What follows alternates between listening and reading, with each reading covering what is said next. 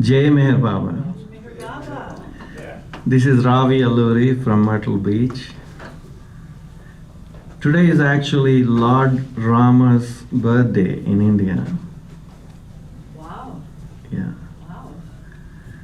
So this song I am going to sing, Baba wrote this song as Huma.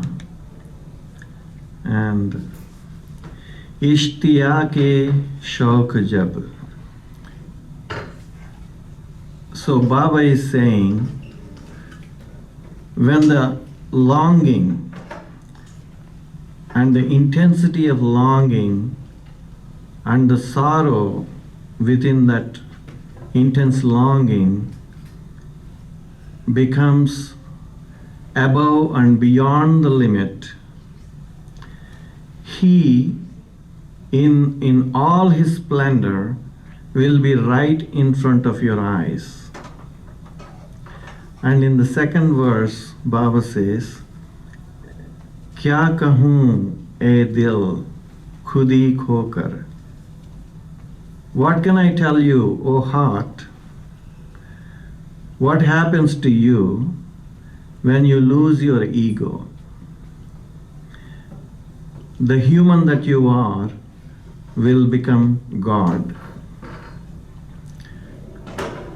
And in the third verse, Baba says, कानों में आकर के वो कह गए मुझे पर्दे की बात. So he came to me and whispered to me in my ears about the veil, the curtain that is separating him and I. And Baba says, I will become yours when you become all mine. So, Jai Meher Baba. इश्तिया के शौक जब हद से सिवा हो जाएगा, इश्तिया के शौक जब हद से सिवा हो जाएगा, सामने आँखों के वो जलवानुमा हो जाएगा, इश्तिया के शौक जब. क्या कहूँ ऐ दिल खुदी खोकर, क्या कहूँ ऐ दिल खुदी खोकर, तू क्या हो जाएगा, क्या कहूँ ऐ दिल खुदी खोकर, तू क्या हो जाएगा, वासिले हक होगा, वासिले हक होगा, बंदे से खुदा हो जाएगा, वासिले हक होगा, बंदे से खुदा हो जाएगा, इश्तिया के शौक जब हद से सिवा हो जाएगा, सामने आँखों के वो जलवानुमा हो जाएगा, कानों में आकर के वो कह गए मुझे पर्दे की बात, कानों में आकर के वो कह गए मुझे पर्दे की बात, मैं तेरा हो जाऊंगा जब तू मेरा हो जाएगा, मैं तेरा हो जाऊंगा जब तू मेरा हो जाएगा। इश्तिया के शौक जब हद से सिवा हो जाएगा, सामने आँखों के वो जलवानुमा हो जाएगा, इश्तिया के शौक जब। जय मेहर बाबा। Well, I'm very happy to be here and to talk about Meher Baba, which is my favorite subject, and which is the only subject I ever give a talk about. And for good reason. You know, there is a ghazal that Baba wrote, but this one is in English. And I think you would like to hear what he said, because Meher Baba composed this ghazal, which was dedicated to Baba Jan. Boy, did he love Baba Jan. You have no idea. Whenever her name was mentioned, it was like he would like bliss. Baba Jan was so much loved by Baba. Well, look, she gave him the enlightenment. If somebody gave you the enlightenment, would you love them also?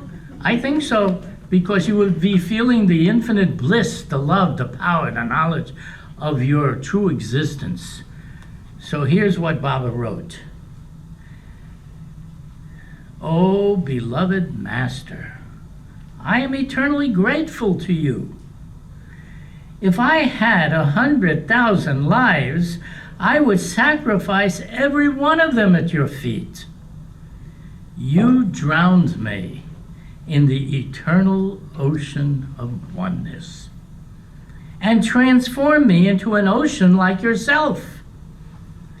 In the twinkling of an eye, you made a lover into God, and God I have become. O Emperor of Masters, O Ocean of Mercy, O Perfection personified, said Guru, if your merciful glance falls on anyone, a beggar turns into a king. Gods, goddesses, angels, celestial beings, and men are all awed by the brilliance of your divinity. O enlightened Master of the three worlds, even if I were to transform my body into the sandals of your feet, it would be nothing in comparison with what you have done for Merwan. And so he said this. Baba Jan was very unique, and people truly loved her that were in that neighborhood that would come to visit her. There's a story about this man who was a real rogue. He was a philanderer, a womanizer, a gambler, he was a drunkard. He had so many, had so many vices that you couldn't count them all. But he had one saving grace. He loved Baba Jan. And if anyone were to say one word about her that wasn't nice, he would stand up for her, and he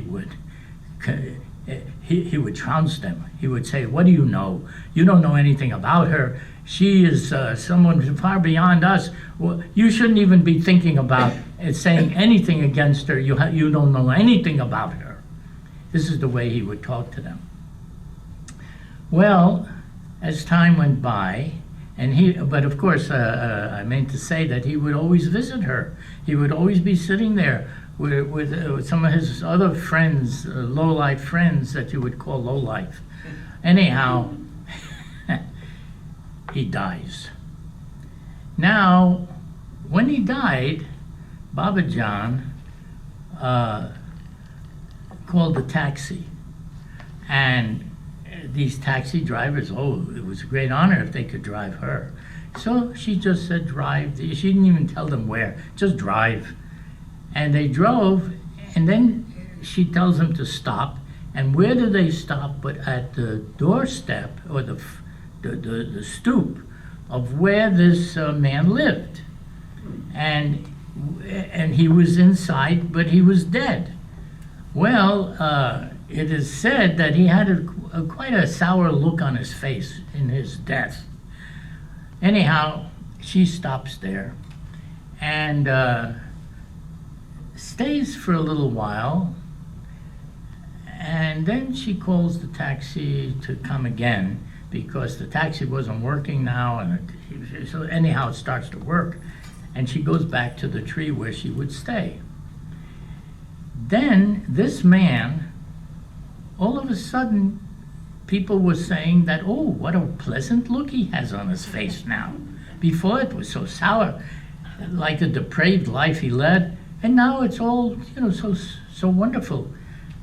And it turns out that what happened was that Baba John liberated him and took him to a place where even archangels couldn't go. Even them, as high as beings, higher beings that they are. So he stood up for her whenever anyone said anything. Now she stood up for him and took him to a place where he could never have gone otherwise, and got liberated. So this is a story that's been told about her. Anyhow, I thought you'd like to hear that. In my own experience, because I was fortunate to be able to be with Baba for a while, for 2 weeks actually. He said I can come and see him for 1 hour, but actually he kept me for 2 weeks. And wherever he would go, he would take me with him, I'd be in the car, I'd be sitting with him, or when he was talking to people in the mornings, when the mail would be read to him from all over the world, all these letters would come, and he would answer them, and they were in different languages. I couldn't even understand all the languages. But anyhow, he would answer them, except in certain cases he would not answer. He would answer, but then he would tell Erich or whoever was taking the dictation that they should hold it and not mail it until he says. Because Baba had work to do behind the scenes for the person. And then when they were ready to receive his message, no doubt that's when it would be sent out.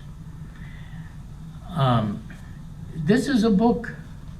I started writing circulars, which I would send, poetic circulars, that I would send out each week. And I'm still sending them out. But this, after the first 50, I put it together in a book, and people were able to get it that wanted it. But what I had decided to do is there was something in here where I thought you'd like to hear one of these poetic, I call them illuminated poetic poems, these circulars. Some of you may be getting them. I don't know, does anyone get it? Yeah, there's 1, 2, 3, 4. All right, 4 people, not so bad.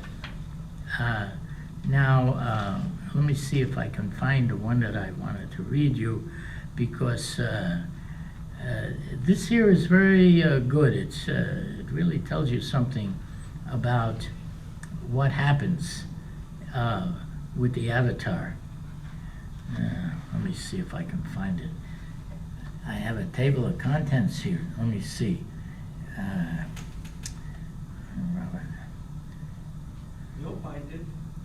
I'm looking. Boy, am I looking. You have no idea how much I'm looking now. Because I do want to find it. Yeah. We'll get a detective agency. Yeah.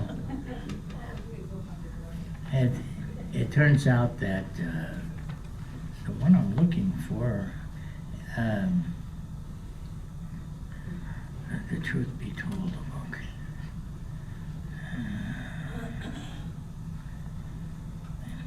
You see what happened? I started to read this other one from Baba, which I thought was the most important one, and so I lost my place. But all right, I'll read you another one. Okay, this one is called Masters of Eternity. And the Masters of Eternity. Don't do this. If you give a talk, don't do what I'm doing. You make everybody wait. What the hell? I'll just take this one. Okay, this is one called Divine Wine. That's the one I'm going to read. I went to the Lord I went to the Lord of Life and Love, and I sent him chocolates. In each wrapper, I had slid a note. It would say, "You are the highest of the high," or it might say, "We love you and always will. We appreciate you very much."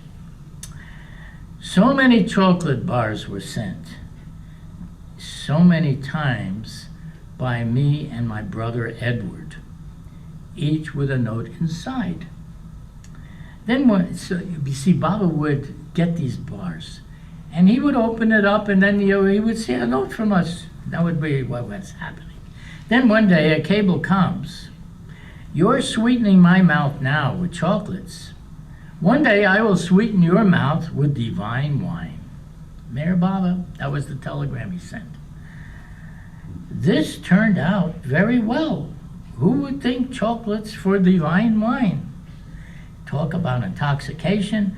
I'm happy to try this. Here is my poem that tells what happened, and it's titled, "I'll Drink to That." It could have been 1,000,000 years ago that I heard about the tavern. It has been a long search to find this place. Books have been written about it, songs have been sung of it, people have whispered about it, masters have kept it a secret. No one would tell me where it is. Still I searched.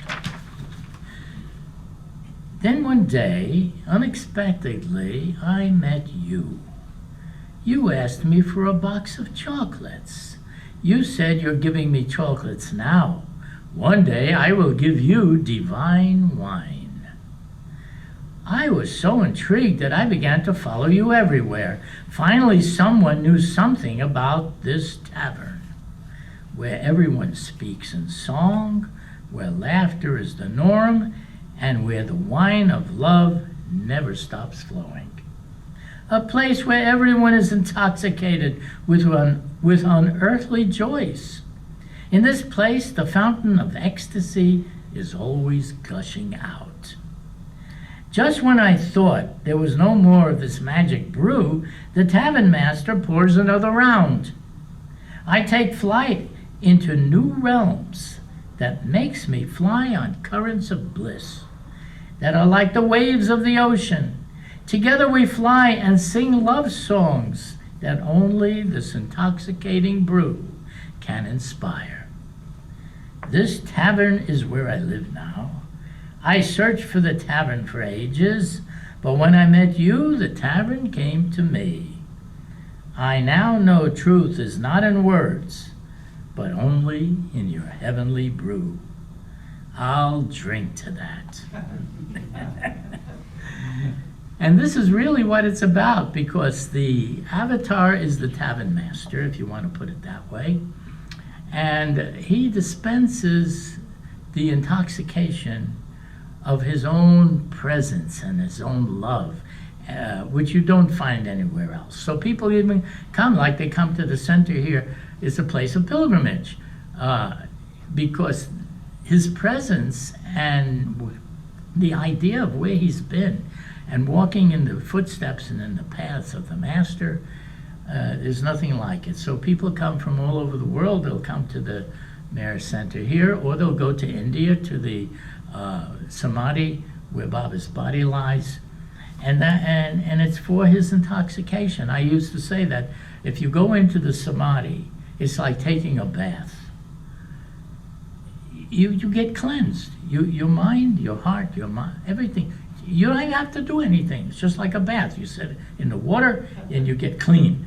You sit in the Samadhi, it cleans you within yourself. And that's been my feeling about what happens to people when they go in there, because there's nothing that you do. You don't do anything. You just be there. And when I was with Baba, it was just really exactly that. It was just being there. You didn't have to do anything. You have to explain yourself or anything. Now, Baba may ask you something. Oh, so you would respond because, you know, he wanted you to be natural. He wanted you to be yourself. He didn't want you to take on any airs or be presumptuous in any way about what you knew or what your profession was, or none of that. You know, it was now you're with him. You're with the Master. Master of everything. Well, my aim in going to Baba at that time was I wanted him to show me God. I've heard so much about God, you read about God, there's Bibles about God, people give talks and speeches, and they, you hear all the time, there is something being said about God. You could be an atheist, you still have to hear about God. So I wanted to see this. You know, now finally, after all these years and ages and whatever, show me this God. Show me what your real self is. See, I was fortunate. I could be with him in his human form, but I wanted to see him as he really is also. That was the main thing. And then, and Baba knew this. He knew this. I didn't give a big talk about it to him or nothing, but he knew. And what happened was that as time went by, he told me different things. And one of the things he said is that sometime, somewhere, someplace, he would give me what I want, he would say. Very nice. It wasn't like I was demanding it. You don't demand with Baba. But it comes about in his own way. And then another time he said he would give me and Edward, this was my brother Edward and I, as we were leaving, he said, one day I'll give you the highest experience, you'll see. And, you know, so it'll be someday, whenever that day is. I don't feel that I have to, I just feel like, well, he knows what to do, he knows when to do. I don't have to think about it anymore. I'm finished thinking about it. When I came to him, that's what I thought about. But now I don't think about, now I know I'm like a train on a track. The train can only go where the track is. It'll get there. It'll go there. It'll go there like that. Well, in the course of this here amazing talk that I'm giving, if anyone has a question, feel free to ask. I'm going to read you one more here. It's called The Greatest Prize in the Universe. That's the title of this.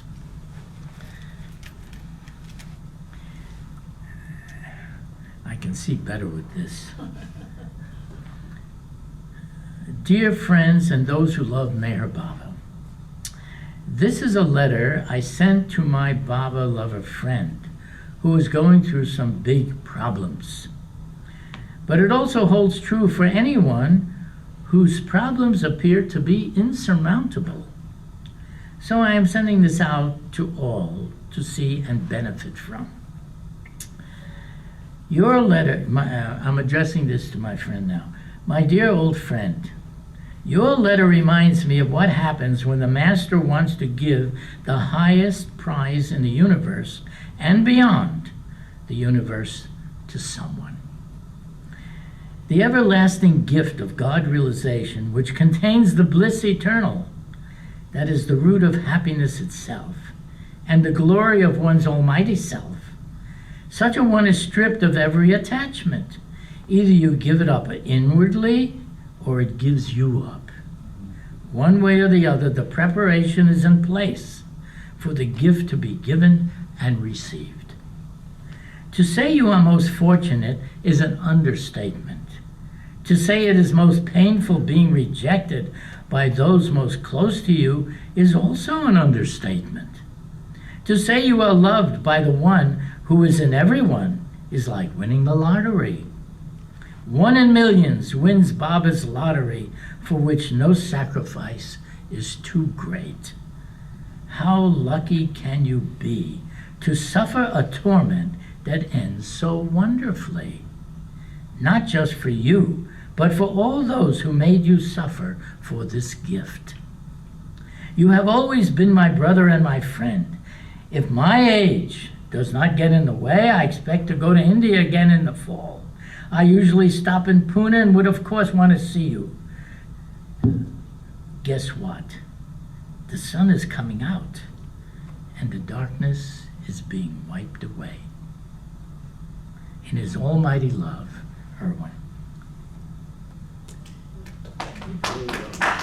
Baba had talked about this, about it, the sufferings that can occur when you're being stripped of everything, so that he can give you what he wants. You have to be empty to get full, so Baba does that.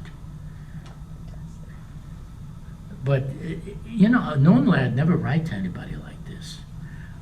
But it just so happened that this is exactly what he had to hear, and where does it come from? I didn't dream it up. This came from Baba himself, explaining these things to us. And it just so happened that I remembered, and so I was able to write that to him.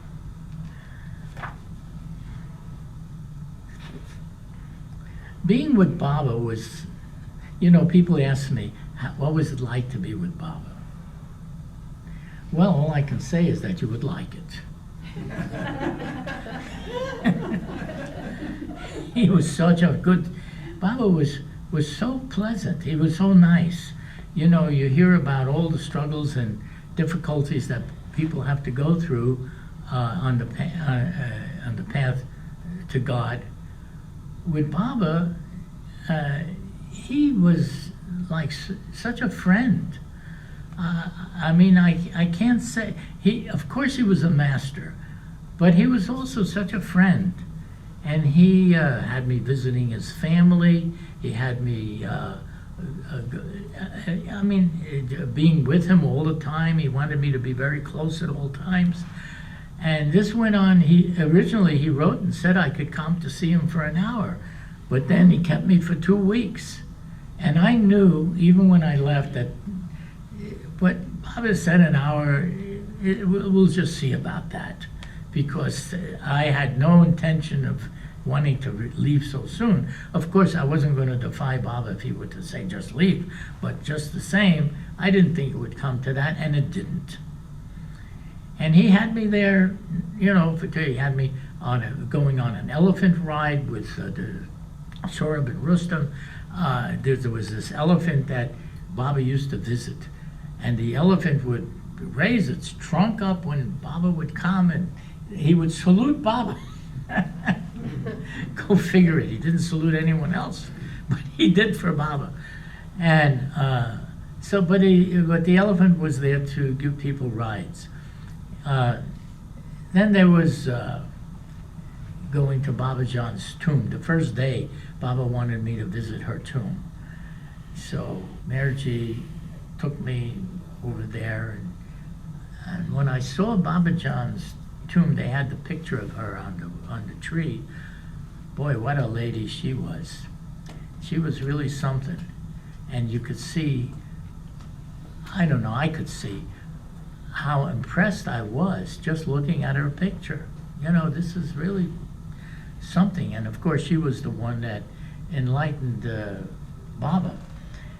Well, I thought about Baba Jan and how she gave Baba that God, that experience of being everything. We can't even imagine what that's like. You know, we're in a state of limitation. He went into a state of unlimitedness with no limitations. But when that happened, I thought, you know, everybody needs their Baba Jan to give you the same thing, you know, to give you that bliss, that love, that enlightenment, that God realization. You see yourself for what you really are. You don't just see yourself limited anymore. I mean, it's a whole nother experience beyond which you can't even imagine. It is so unimaginable. But then I thought everybody needs their Baba Jan. And then later I started to think about it. And I said, wait a minute. She is here for everybody in Meherwan, because she gave everything to him to give to us. So she's there in him to enlighten us just the same. You see, as what happened with her, with Meherwan. And one of the things that really occurred to me, which I've heard about it a number of times, but I never really thought so much about it, was that Baba kept saying that we are all one. If you really think about this, it's not two. One is one. That means that when the time comes for us to experience our true nature, what do we find? We don't find that we're someone else. We find that we are what Baba is. Baba and us are one, the same. He's saying it over and over again in so many different ways, but who thinks that, you know, you don't think that you're giving up your identity as a separate being. But the fact is that when you see what you really are, you are everyone and you are everything. So I thought about, how can this be? You know, I gotta have some way of getting a handle on this. And it all came to me that because Baba talked about this, and then I remembered a dream. In a dream, you're everybody in your dream. In your dream, you're all the things. You're the stars in the sky, if you make stars. Whatever you make, you are the creator and the preserver of whatever whatever you create. It could be buildings, it could be other people, it could be, you're everybody. And then Baba, I remember was saying, the cosmos is a dream. God alone is real. Well, you can put it another way. You could say, the cosmos is real, only the dreamer is real. See? So that's only one dreamer. In spite of the fact that he can create innumerable people, animals, subhuman, superhuman, advanced souls, unadvanced souls, everything. He creates everything. And as a dream, you do the same thing. We do it in a small way, a nighttime dream perhaps. But he's saying that the whole thing is just an illusion. It's not what we as separate souls think of it as being an illusion. We don't see this as an illusion. Somebody punches you in the nose, it feels real. You know, you don't think it's an illusion and you will react to it. But the fact of the matter is, in the larger sense, everything is only. Baba had only one mission to do, one thing to do, one work, and that is to wake you up.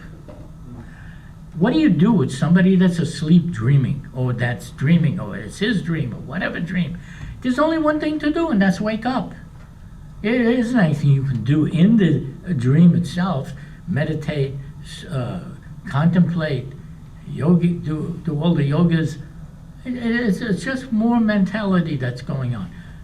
Only one thing can be done for you to gain the full illumination and enlightenment, and that is to wake up. And when you wake up, what do you see? You see yourself that you and Baba are the same. There is nothing else. Well, that took a while for me to get through my head and to understand. But eventually, I began to really become aware of what his real role as the awakener is. And that's why he said, I didn't come to teach, he came to awaken. Oh boy. Now I found the poem that I had actually wanted to read in the beginning. I finally just happened to open it up to that spot. So I'm going to read it to you. It's called The Love of My Life. And it's a love story. The love of my life would naturally have to be a love story. See, that's what it is. It is said, everyone has a soulmate, the perfect counterpart to yourself. Majnu loved Lila more than he loved himself or all his possessions. Majnu was so in love with her. But as the fates would have it, they got separated. She was abducted, but he knew not where. Who took her? Why was she taken? Where was he to look for the love of his life? Have you seen my Lila? I don't want to live without her. I must find her. The days turned into weeks, months, and years. Still, he would ask everyone he would meet, she must be someplace.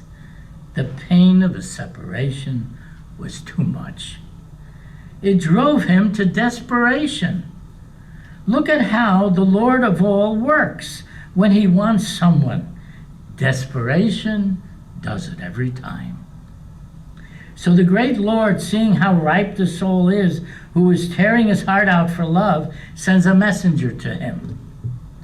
Sir, there is a man who can help you. His heart is very big. Go to him.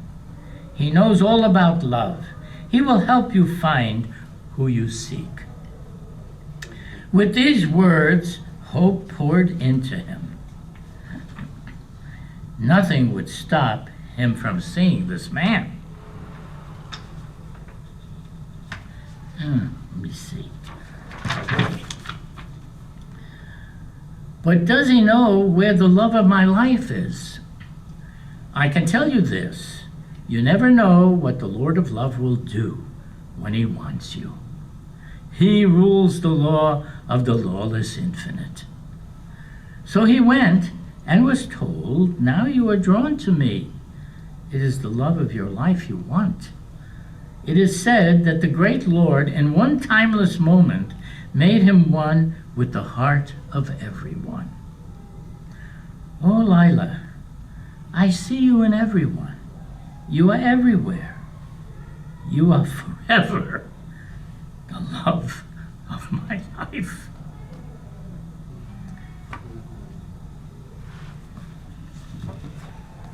This is a universal love story. And we can all share in that one and understand it. I had one more that I was going to read you. It's titled the Nazar. The Nazar. What is Nazar? It is when God himself looks over you. It is the eye of God on you. His Nazar is important. It allows you to advance on the path to realizing yourself as unlimited and infinite. No boundaries to your love, knowledge, power, and bliss, or the beauty of your everlasting existence. He won't take you through the spiritual path, which is the path through the planes of higher consciousness. This is the path that advanced beings and saints are on and take you through if you join them. They too have more to go and can't take you beyond their own level. They too need the help of your Nazar. All beings on whatever level are eligible for your Nazar, simply because the self is real while inhabiting a body and mind. Nothing is written behind the mind to cloud your vision. So he takes you where no one, however advanced, can go. The great mind reflects the true nature of my real, unlimited, loving self. O great Avatar, you have promised to take me from where I am at to where I should be. What more can a man born in selfishness ask for? How can a man who sees himself separate from everyone in this vast universe be made to see himself as one with everyone? You know the mind and heart of all beings. No wonder you can do this. The perfect companion to everyone. When you wrote me in a letter, "Don't worry, do as I say," my Nazar, all-seeing eye, is on you. I'm just going to stop for a moment. This is an actual letter that Baba wrote to me. Another time he said, "Distance means nothing to me. Time and space are no barriers for me. I will be with you wherever you are." Isn't this what he has been telling the whole world each time he comes? No one is separated from him. He is the one self in all, as your very self. It is impossible not to have his help when you call with all your heart. O great Lord of the blind, in this life and after death, you are my Lord and friend. I am following my heart to you. Here is my poem about this. It's titled "The Blind Man." I am blind, but I can see. Physical eyes cannot see what I do. There are other blind men. They are many. They can see the outer world, trees, people, stars in the sky. But most cannot see what I can. I am learning from you how to see. You can see the heart of a man, what he thinks, how he feels, what he wants, what he suffers, what makes him happy. But the blind cannot see this. Their eyes are open, but still they do not see. I talk to them, they talk to me, but nothing is said. Who won the game? What date did Rome fall? Who took out the garbage? How old are you? Who cares? You came along and didn't say anything. When you looked at the game, you could see the thoughts of each player, their strengths, their fears, their energies. You could tell who would win and what would be lost by winning.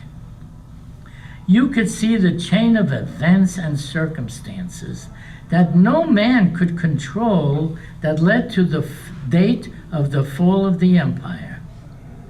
You could see the unlimited self and life force operating in the body of the garbage man.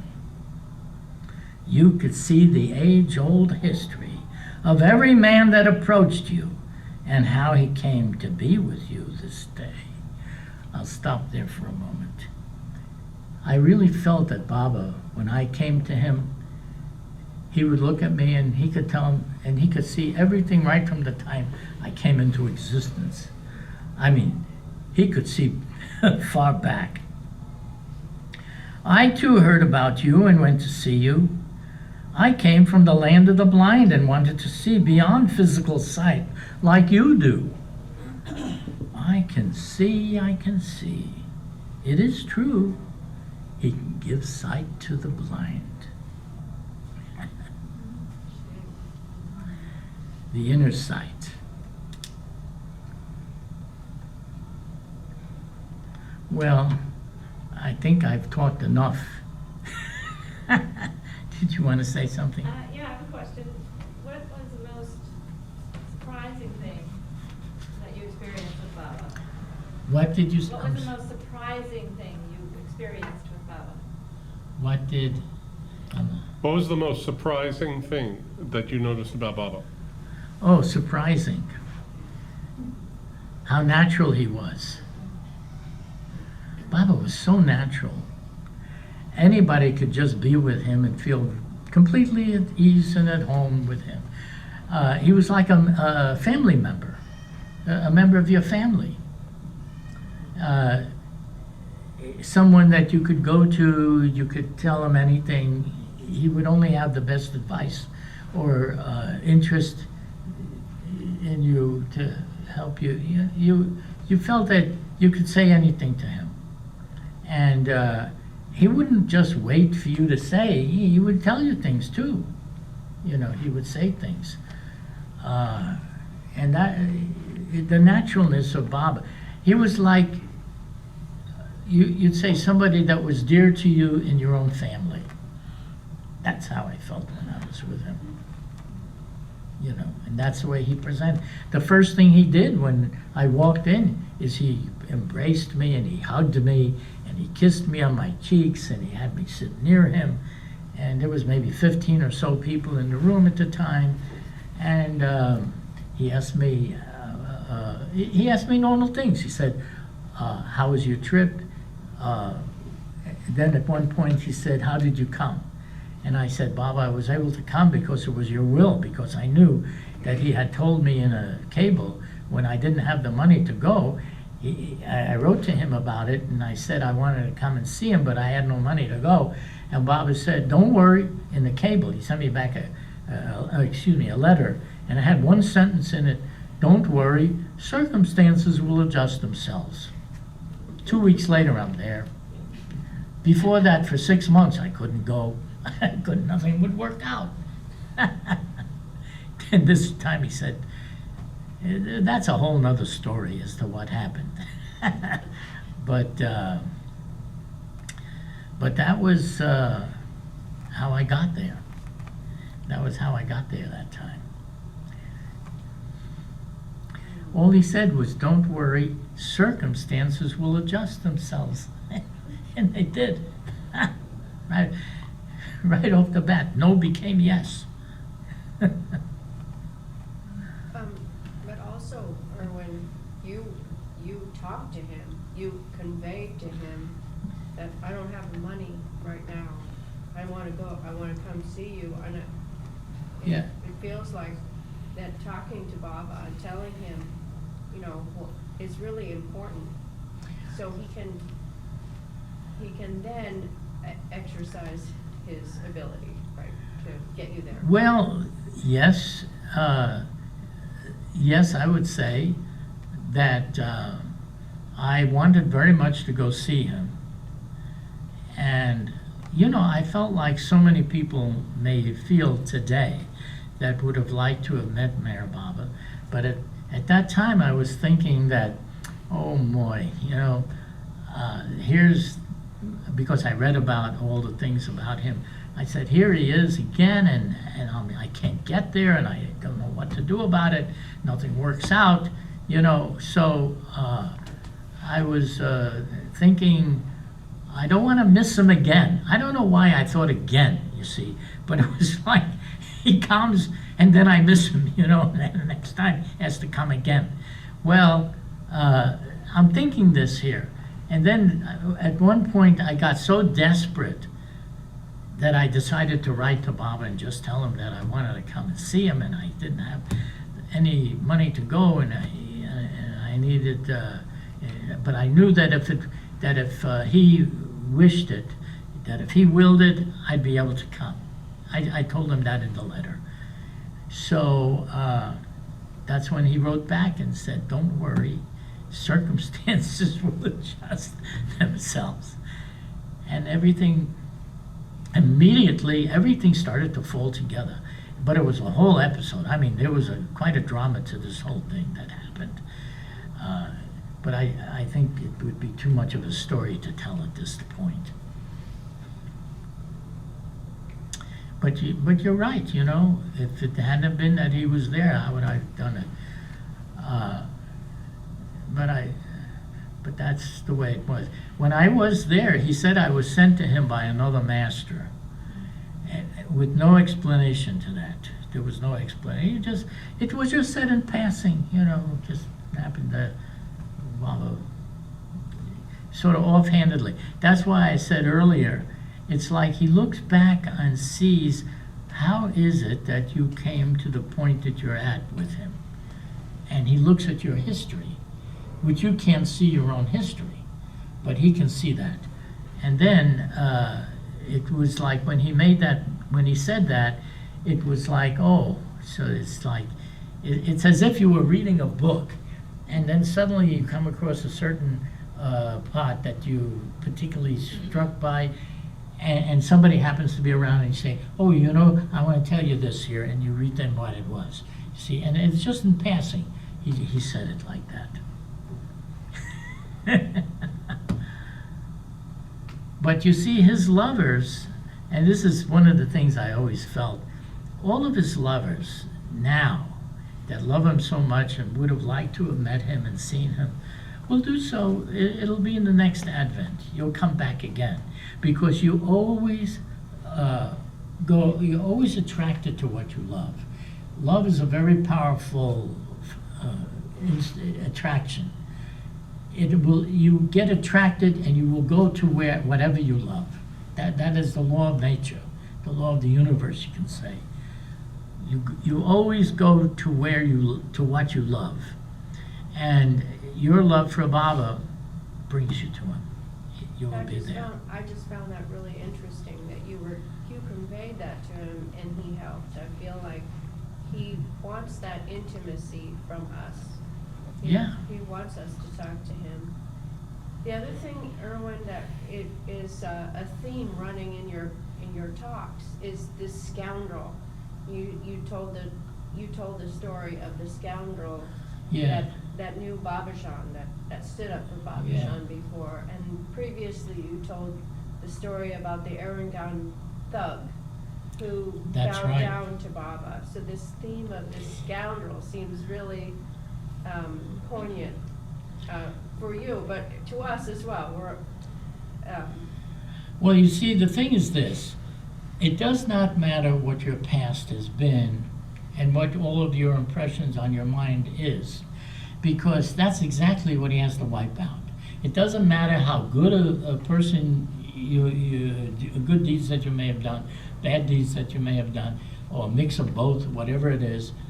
Baba has to eliminate all. He has to wipe that all out, because the mind itself that contains all of these thoughts and impressions has to go. It is the consciousness that has to remain, and the consciousness is pure. When the consciousness is there and the mind is gone, that's why he did this annihilation of the mind work of Manonasha, it was called. It's in order to realize and see your infinite self, your infinite being, your true nature, your true self. Everything that blocks that view has to go. And all of these impressions, good, bad, and different, makes absolutely no difference. He has to wipe them out, all of them. And then you get to experience your unlimited nature, your true self. So being a scoundrel doesn't matter. And being a good guy doesn't matter when it comes to self-realization. But in the world of activities, the the rule is that you get what you give, you see. So it's better to be a better person while you're still in this mentality, because you get better results. But so far as self-realization is concerned, it has nothing to do with that. All that. That's why only an avatar or a perfect master can do such a thing. Who else can do that? No, you have to be there to get to help others achieve that. Nobody else can do that.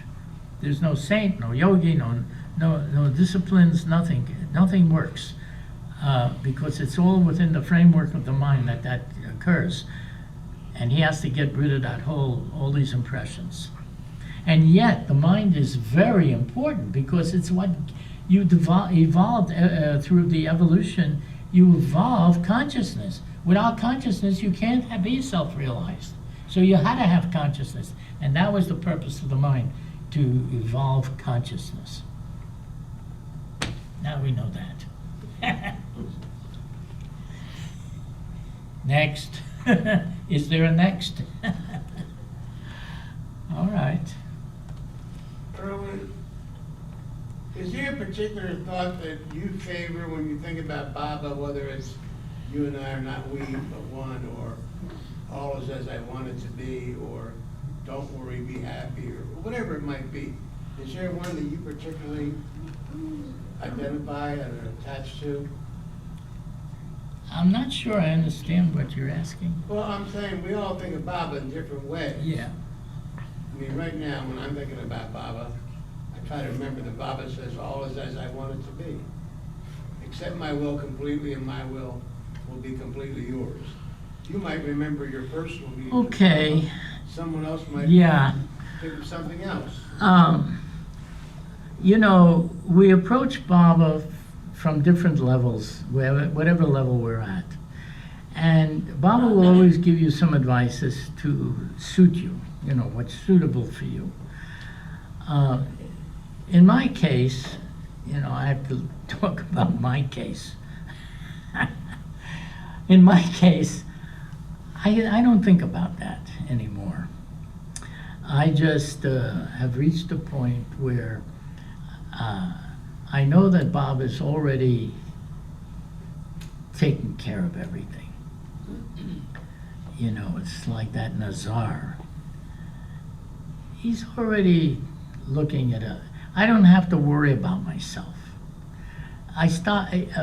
Which is very good, because worry just drains your energy. It doesn't take you anywhere. But the thing is, I don't worry about myself now because I feel like Baba's handling it. It's as simple as that. I mean, he's handling it.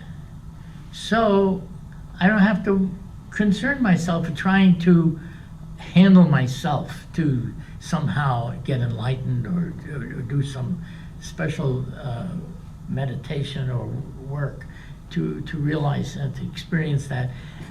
Because now he's given me the understanding that it's really truly in his hands. In his hands. Now I'm going to say something which is things that are going on today in the world, and how this relates to Baba, because we're Baba lovers, so you want to know how it relates to Baba. There's all this activity going on now in Ukraine, and with politics, and with people doing all kinds of things and having wars. It's nothing new. Wars have been going on for ages, you know. It's just an old story. As it continues to happen. But then I've had some people ask me about this. Well, how would Baba relate to this? And it's all comes down to one thing.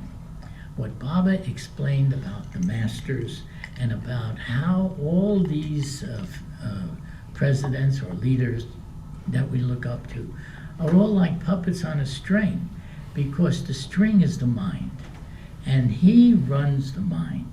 And Baba does whatever it takes to awaken humanity. His agenda has nothing to do with the nationalities and the politics or the religions. His agenda is you gotta wake up, you gotta become conscious of what you really are, and for this, he runs the show. So, in my view, if you have any concerns about how the world situation is going, I say in one sentence, remember who's running the show. And it's a good show because it's going to have a good result in illuminating and enlightening souls. That's his work. His work is to wake up the humanity, each of us individually, so that we can realize our real self. Nobody lasts long anyhow. Everybody is perishable. You're living in a perishable body. You don't last long no matter what. But you keep coming back into a new body every time until the time comes when you can get the connection with the master to wake you up in the real sense. And then you don't ever have to come back like that, you see. There's a whole different, the spiritual world is totally different from what we see in the newspapers. You won't see this in the newspaper. But you can know this because Baba is your master and he knows and he's explained. Only a master could explain such a thing. So I say, you know, I'm human too. I look at the TV and I say, hey, this shouldn't be, you know, look what they're doing, they're fighting, they're killing, doing. And then I remember, and it puts me at peace, or a lot more peace. I remember who's running the show, and it's for a good reason that everything is happening, whether I understand it or not. You know, I don't like to see people suffer or have pain. It's the old story, you know, why did God create suffering? Well, the suffering is only to help you to wake up so that you can do what he says and realize the reality of your own being. There is nothing else. That's the path. That's the whole path to know your true nature. And everybody will in the due course. So there's no good guys and there's no bad guys when it comes to that. There's only good guys and bad guys in the way in the everyday Maya or the everyday life. In that respect, we're faced with it. Okay. So this is maybe a really basic question, but when a person is wakened, what is that? Like how do I know whether I'm awake? Okay. Baba explained very nicely what God realization is. He said it's a state of where you experience your unlimited nature of being, infinite bliss, infinite knowledge, infinite power, infinite existence. We know that we don't have, or at least I don't experience that now. But when you do, you'll know it. You cannot help but know it. It's the certainty of certainties. And it's a glorious future, you see, to realize that you're on a path that will bring you to that. It's all about ourselves, you know, where we are much greater than what we realize. And we have to we have to experience that. And that's why we go to Mayor Baba, because he's the one that can wipe out what stands between you and your true nature. He has to clear the obstacles. Baba doesn't give you anything. What he does is he clears away the obstacles that prevent you from seeing what's already there and has been there all along. But we're in a very limited conscious state now, so we don't experience it, but that will be the experience. And when you get it, you will know it. Just like Baba knows how does Baba know that he's God realized? You become all powerful. You become all knowing. You become where you experience what you are. And how is it that you're all-knowing? Because you see yourself as everything. I gave you the example of a dream. You become everything. You see it's all you, and God and you are one. This is what it's been said all along. But we're so much in the habit of seeing ourselves as a separate person, separate from everyone else, that it's extremely difficult to think of yourself as being one with everyone. But in the consciousness of the God state, that is what God is. He's the consciousness of everything. We use the word God, oversoul, such terminologies to try and describe something that is everything. But it's just words, It has to be the experience of it. It's not a label of some kind. But we speak in language, so we have to have labels. That was very helpful. Thank you so much. You're welcome. Anyone else? Someone else? I was gonna say, Okay. Baba says that liberation is nothing other than knowing that you're the only one that exists. So if you're the only one that exists, everything's exactly the way you want it to be, and you want everything to be exactly the way it is, and you have an understanding why it has to be that way. Well, everyone has a way of looking at it. Everyone has a way of looking at it that's understandable to themselves. So that's fine. You can look at things that way. In my view, as I see things, I also see same thing as you're saying, but it's also where you see, we don't experience the infinite bliss. There's a message that Baba gave about bliss. He says, you don't even have any idea what that is.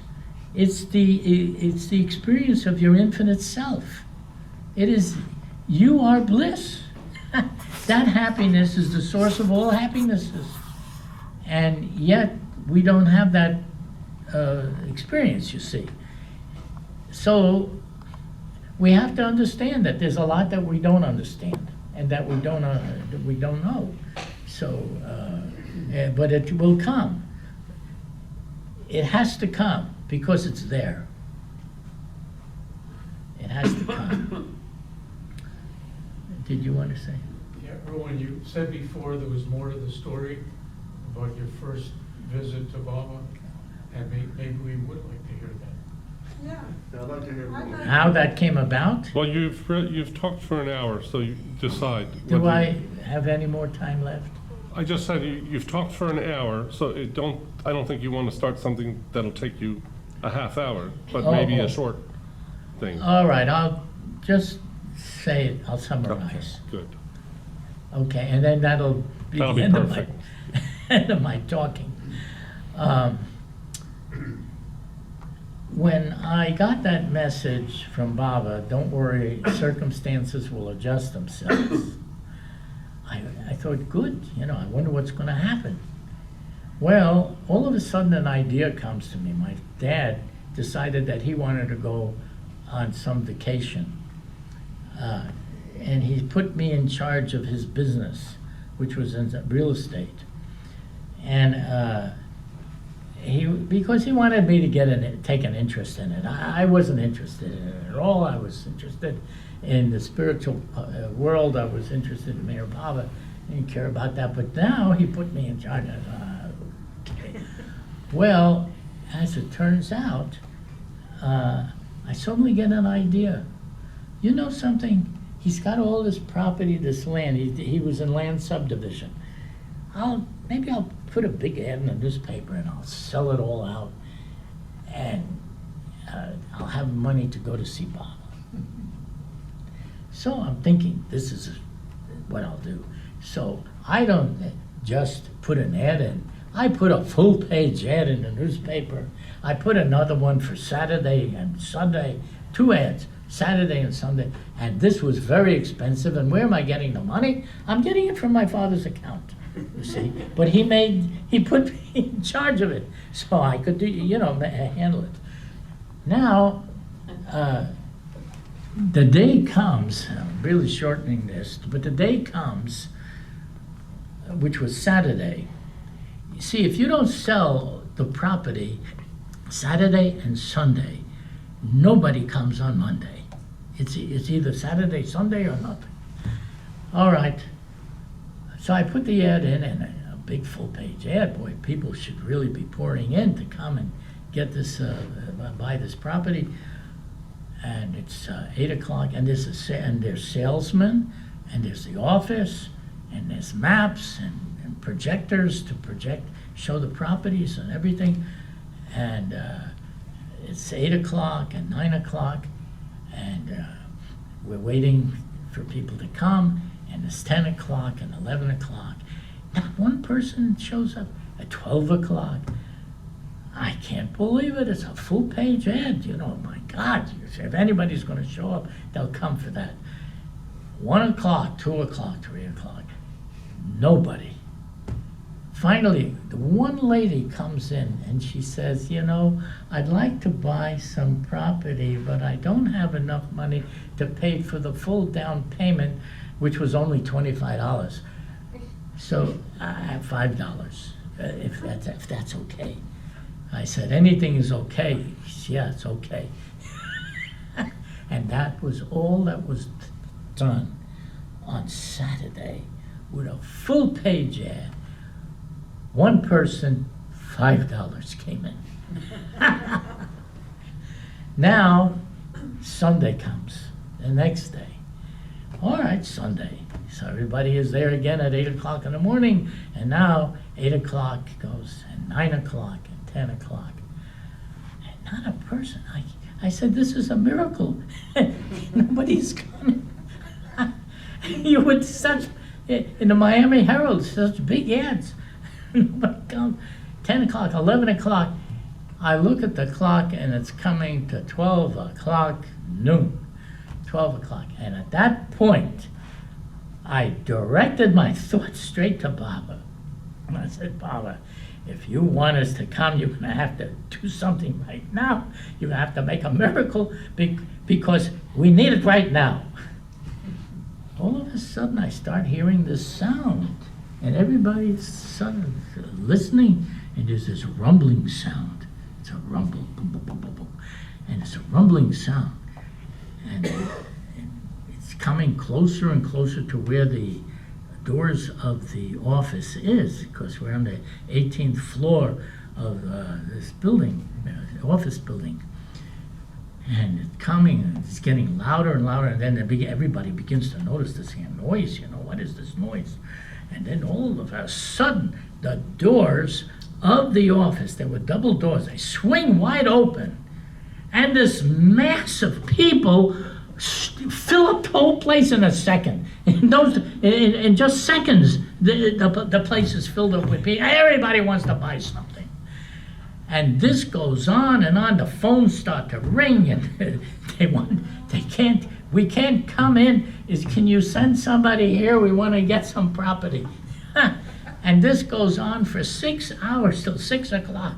And this place is just mobbed. And they're buying left and right. Everybody wants to buy something. So now, at the end of the day, 6 o'clock, everything stops.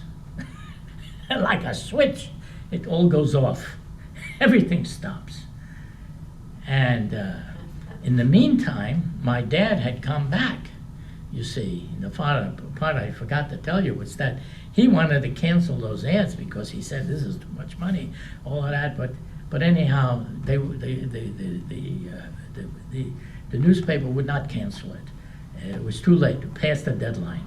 Anyhow, so this is what happened. So now I say to my father, I said, Dad, this has been a very good sale, and I think that I would like now to be able to go to India to see Mayor Baba because he was very much against this. And he says to me, he says, no. I know, I would never, he says, I would never allow that. I would never allow that.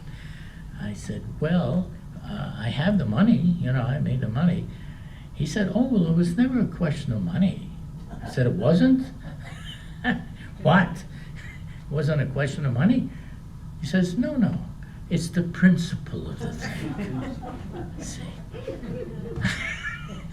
Well, that was the beginning of the story. It's enough. That's enough. Anyhow, that's how I got the money. Thank you very much. You're welcome. Jai Baba. Mayor Baba.